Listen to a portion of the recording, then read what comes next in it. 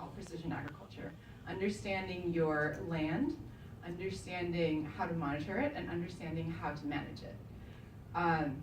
So for that type of activity, what we're doing right now is we're partnering with the Royal Development Project, which is under the auspice of the Crown. They have a network of farmers who use essentially smartphones. And what they've done in the past is they have a line group, right?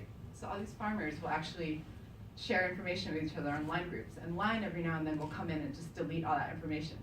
And so what the RDP said to us is that how do we actually build a database and actually log in these information, because it tells you a lot about farmers' behavior, right? They're all valuable information. So we went in, we started off as just building a very simple database and app for them. We finished it, we delivered it as a company, and then they turned around and said, okay, so now we have this information, what else could we do with it?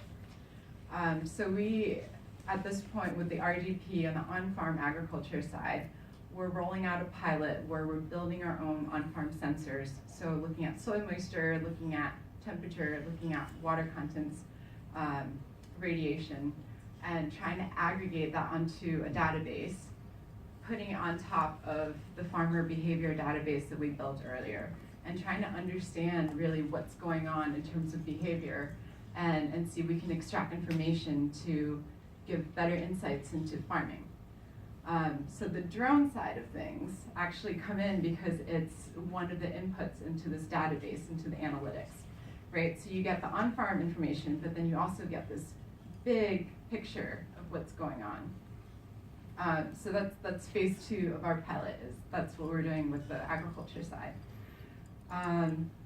The company also focuses on infrastructure monitoring, which I think is actually very relevant in development. In my other role, I used to work at the World Bank in DC as a water resources specialist. I now continue to consult for them in the ASEAN region. We work with dams. We don't invest in them. I'm going to get shot for saying that. But we work in terms of the environmental and the social monitoring of them, making sure that practices are, communities are well taken care of if a dam is to ever be financed by someone else.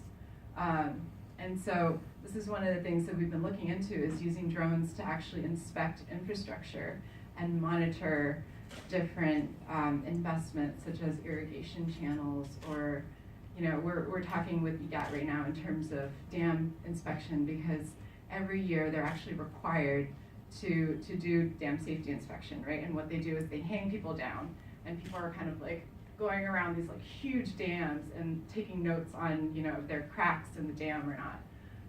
And our drones can actually inspect down to 0.5 millimeter very accurately in terms of cracks.